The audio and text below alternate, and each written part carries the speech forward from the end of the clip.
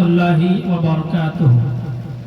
ये थे नवाज शरीफ बिन उमर फारूक, जो आपके सामने बेहतरीन अंदाज में तकरीर पेश कर रहे थे।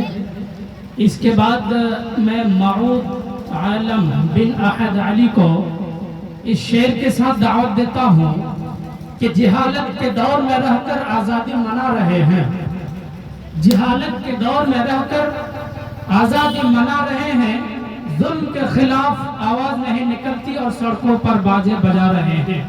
मेरी मुराद मऊद आलम बिन अहद अली डाइस पर।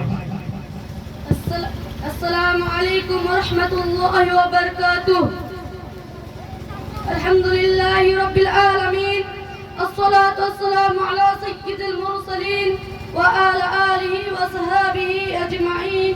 अम्मा बाद, क़ाल अल्लाहु तआला अऊज़ु बिल्लाहि मिनश शैतानिर रजीम, बिस्मिल्लाहिर रहमानिर रहीम, वैलुल लिकुल्लि हुमज़तिल लुमज़ा। सदर मोहतरम, अकाम साहिबान, मुस्बिक असातिज़ा इकराम और मेरे दूर दराज से आए हुए मेहमान निज़ाम और मेरे सामने बैठी हुए आजिज़ साथियों, आज के सालाना प्रोग्राम में मैं जिस मौजू के तहत लफ्ज़शाई करना चाहता हूँ वो है ज़बान की हिफाजत।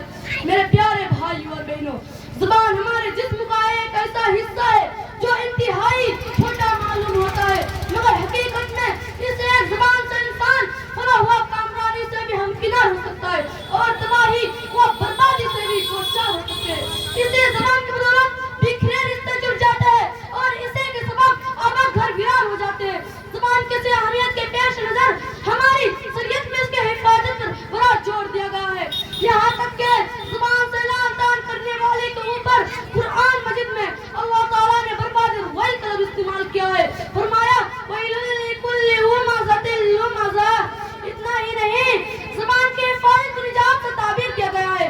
रसूल अकरम सल्लल्लाहु अलैहि वसल्लम के पास एक सहाबी आकर अर्ज करने लगे कि निजात हासिल करने का क्या तरीका है। आप सल्लल्लाहु अलैहि वसल्लम ने उन्हें निजात का वाहिद नुस्खा बताते हुए फरमाया कि आपने ज़बान को काबू में रखो, उससे में तुम्हारी निजात है। एक दूसरे हदीस में तो रसूल अकरम सल्लल्लाहु अलैहि वसल्लम ने उस शख्स को जन्नत की ज़मानत दी है जो अपने शर्म को और ज़बान की हिफाजत की ज़मानत दे। मेरे प्यारे भाइयों और बहनों, यह इंतहाई अफसोस की बात है कि ज़बान की हिफाजत जिस कदर ताकत हमारे शरीयत में है, हम औरतों में उसके मुताबिक उतनी ही ज्यादा गफलत है। सबसे ज्यादा ज़बान तराज़ी, चुगलखोरी, ग़ीबत और इल्ज़ाम तराशी में औरतों का ही नाम आता है। एक मर्तबा रसूल अकरम सल्लल्लाहु अलैहि वसल्लम ने औरतों के दरमियान एक वाक़या फरमाया कि मैंने जहन्नम में औरतों को ज्यादा देखा है। एक औरत पूछ बैठी कि या अल्लाह के रसूल, ऐसा क्यों? आप सल्लल्लाहु अलैहि वसल्लम ने फरमाया क्योंकि तुम औरतें लान-तान में बहुत आगे हो, दूसरे अपने शौहरों की नाशुक्री हद से ज्यादा करती हो। मेरे प्यारे भाइयों और बहनों, आज हम औरतों की कोई ऐसी मजलिस नहीं होती कि जहाँ दो चार औरतें इकट्ठे हो और किसी की कोई बात ना हो, किसी की शिकायत ना बयान की जाए, किसी का हक न हो। याद रखें मेरे प्यारे भाई और बहनों, अगर आप किसी की कोई बुराई उसके पीठ पीछे करती है, अगर क्या वाकई वो बुराई उसका अंदर मौजूद हो तो उसे का नाम ग़ीबत है।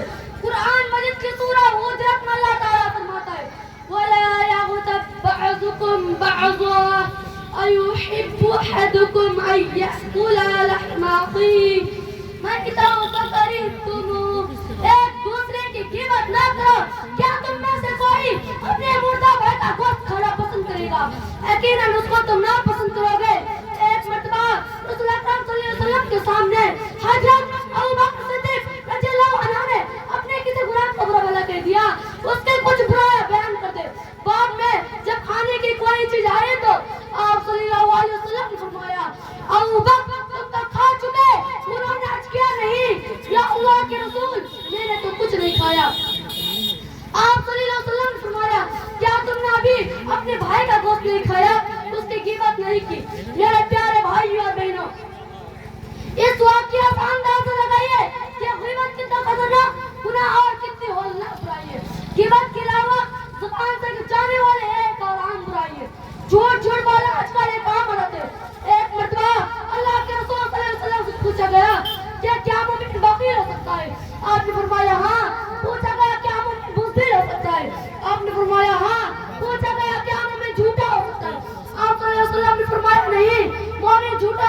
ہوتا ہے۔ ایک حدیث میں اللہ کے رسول صلی اللہ علیہ وسلم نے جھوٹ کو جہنم کا راستہ دکھانے والا بتلایا ہے، اور ہمارے رسول صلی اللہ علیہ وسلم کا یہ حال تھا کہ نماز سے پہلے بھی آپ نے کبھی جھوٹ نہیں بولا۔